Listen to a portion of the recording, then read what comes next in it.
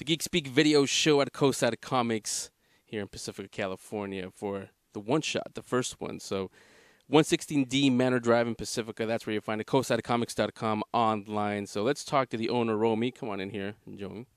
You guys have heard him on the show before, but here he is. You guys can see him now. This is Romy, owner of Coastside Comics. So to start off, tell me the story of Coastside Comics. When did you start it? Why did you start it? Well, Coastside Comics started as a necessity. We started as a flea market type, and going to flea market on weekends, Saturdays, Sundays. It's getting really tiring. So, like I said earlier, it became a necessity. So, the next weekend, I started looking for a place to put my comic book, and that's where we started. I opened up my first shop way back in 1985. It was also the same year that my second daughter was born. When you started the store, why Pacifica? Or was it in Pacifica to begin with? Well, I started looking places. I went to San Francisco. I went to South San Francisco, and believe it or not, the landlord in South San Francisco didn't want to rent me the place. It was kind of really interesting because she said that there's no such thing. So I went here in Pacifica, and it was a good decision because it was cooler, it was easier to find, and a lot of parking spaces. And you told me before, you said on the air that this is your third location. Where was the original location? Well, their third location was also in the same street. It was a smaller space. It's only like 650 square feet. It was right in front of the main post office. And a couple of years later, the second place became available, and so the landlord offered it to me, which is like twice as big as the other one. And unfortunately, after 12 years of staying there, the place was sold, and the new owners kind of like forced me to move out of there. So I imagine in the first couple 3 years, even 85 and on, I would say it's like maybe 89. Comic books were pretty popular. I know because I used to be a ravenous collector, be there every single week. Towards the 90s, mid-90s, is when it started to drop off. Readers started to leave. First of all, why do you think that happened, and how did the store survive all that stuff in the 90s? Well, the store survived because I treat this business purely business. I mean, I was a collector at first, but then later on, after a year of opening the store, I decided that the only way for me to stay in business is that I have to treat it as a business, and the collecting aspect of it is gone. I mean, it's like whenever a customer wants something, I have it, and like they want to buy it, might as well sell it. So to be in a comic book store owner, you have to turn off the collector side of you. Definitely. Yeah, so again, and like I started the question is, why do you think, in your opinion, why do you think that readers started to leave comic books? Was it the stories, the art, or something else? Actually, during the 90s, it was a great it was a great time for comic books. You have Image and you have Valiant came in into the view. The only problem was that it's a new company, and formed by owner creators, and the only problem there is that they didn't know how to run a business. They themselves were all just like me at some point. They were collectors, and they didn't know how to treat it just like business. They wanted to create the comic books. They were not They were not thinking about the stores being, to have the books on time, meaning that when you solicit a book, you have to bring it out in a timely manner. Otherwise, the the collectability, or the saleability of a certain book diminishes. Kind of like with our show is when we say it's going to be there on Wednesday, it's got to be there on Wednesday, or you guys aren't going to be there. So I can say, I can tell you guys and Romy, for me, it was right around that time when all the variant covers started to come out, and it was to me it was just sounded kind of dumb because it was the same comic book, it was just different covers, so that kind of turned me off as a collector. Yeah, and the fact that they were producing mass-produced all these comic books with different covers, like you said, it's all the same. It's just that the fact that we have to order more books just to get those variants, and now the only thing that would sell are the variants. The rest of the books just become, you know, you know, uh, numbers, and you have a lot of books that you cannot sell, and before you know it, you're having problems coming up with paying the bills. Um, that's just about it. And behind us here we have the AVX, which is the big Marvel event going on this summer. That's another thing that kind of turned me off a little when the event started. I know that when Stanley and all of them were doing it, there were some, but it seems that 90s on is when they really started with I think it was started with Secret Wars really, and then from then on it's like they had to have some kind of big summer event.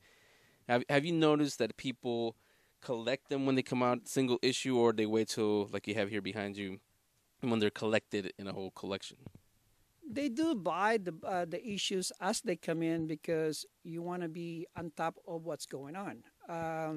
There are times that if you want to follow a story, you have to know what's going on. I mean, that's just the basic principle of comics.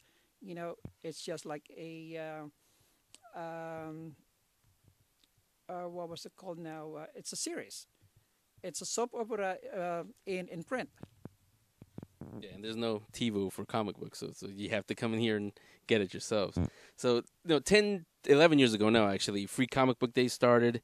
And do you think that, and also the movies, the comic book movies like X-Men and Blade and Spider-Man and all those, do you think that's what brought a lot of old readers back and created some new readers too? Anytime there is a comic related movies, it brings customer to the store. I'm really grateful that there's a lot of them. Marvel had been coming out with very strong movies, and that really brings old and new customers to the store because they want to keep up with what's going on. I mean, the recent Avengers was really a big hit, and the movies, and of course, a lot of people coming in because now you have all this, like you said, the Avengers versus the X-Men. It's a big selling point for us, and also it's a new it's a new miniseries for Marvel. My only problem in this is that there's so much crossovers, and crossovers almost the same. You read the book, you pick up another book, it's almost the same stories. You're right, because last year was Fear itself, and it was pretty easy to follow. This one, AVX, I'm going to because I've asked you when I come in here, I'm asking you, okay, which one do I get? Because there's like round 6, round 5, round 4, and then there's another one, and another AVX, and Avengers versus this, and all kinds of. So it does get a little bit of confusing. But like you said, when the new readers come in, or old readers, but especially the new readers because of the movies, they want to know about the Avengers or anything. You do have back issues here also. How far back do you go? Well, what do you mean, like how far back? Like, do you have some stuff from like the original stuff from the '60s, or how far back do you go? Early '80s, '90s? Well, I've been in business now for 27 years, and the beginning when we first started, I was aggressively buying back issues.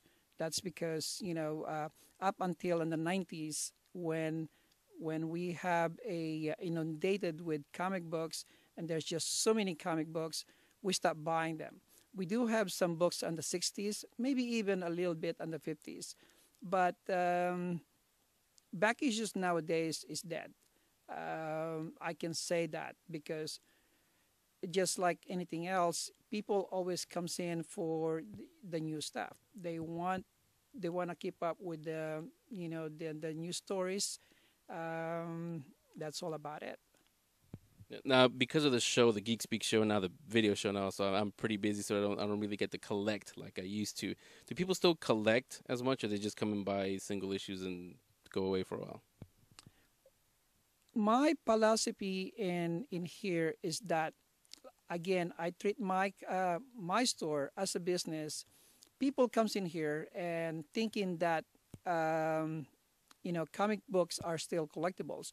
It is a collectible in a way, but when I sell the books, I tell them that this is an entertainment value only. There is no price for these comic books other than its entertainment.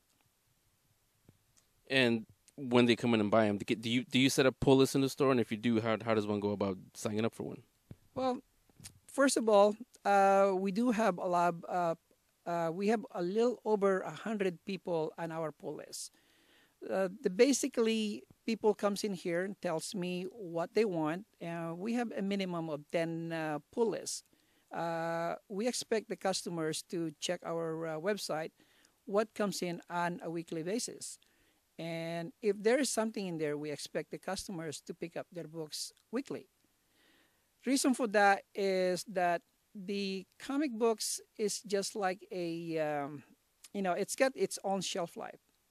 If they don't come in on that week and they go someplace else, they may be tempted to buy it there. And by the time they come into the store, they already says like, "Oh, I bought this someplace else. I'm sorry, but I have to, I have to put this on the shelf." Now I am left with dead merchandise, basically dead merchandise, because I was holding it for this customer, hoping that he would buy it. Now all of a sudden, he reneged on a deal. It's a simple deal, but that's just when you pull something, you expect this customer to come in and pick it up. How long do you hold it for them? A week. A week, and after that it goes back on the shelf, or you send it back? I put it back on the shelf. And also, when people come in to buy single issues, do you set a limit on how many they can buy? Like let's say AVX or Spider-Man, and the other special thing. Do you let them get 2 or 3 at one time? There was a time when people buys more than one copy comics, and nowadays people just come in to buy single copies. If they want to buy multiple copies, I mean, I rarely see these people nowadays.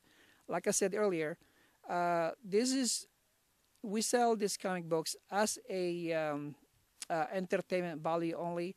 There's no value after that because we don't buy back issues nowadays. It's just the fact that we cannot sell them back. Yeah, and you guys have seen, as we were talking, you've seen the action figures that are in here also. What else do you have with other services besides just the comic books and Coastside Comics? Well, we do have a lot of other services. We do have, toys. We have posters. We have supplies. We also do, Xerox copying. And there. We also have computer services where we do computer repairs, rebuild, all that kind of stuff. We don't normally advertise it that it's part of our business. We do it for our customers because it's just it's an added incentive. So full service there. You got computers, you got comics, you got action figures, you got a little bit of everything. Pull list, single issues, back issues, everything. Again, it's Coastside Comics, 116D Manor Drive in Pacifica. Coastsidecomics.com. They're on Facebook. Are you on Twitter also? I'm only on Facebook. Yeah, so I don't know what you would put on Twitter, like, hey, I blinked or whatever. We're not into that stuff, but you guys can follow us on there. So there's your first one shot, the Geek Speak Video Show one shot. Thanks to Romy for coming in here. In about 3-4 years. I've never been good at math. It'll be your 30-year anniversary. Do you have anything special planned for that? We'll come to that when the time comes. Then we're going to have to get the cake and everything else, so we'll get involved in that too. So thanks, Romy. And there you go again, Coastside Comics, the first one-shot on the Geek Speak Video Show.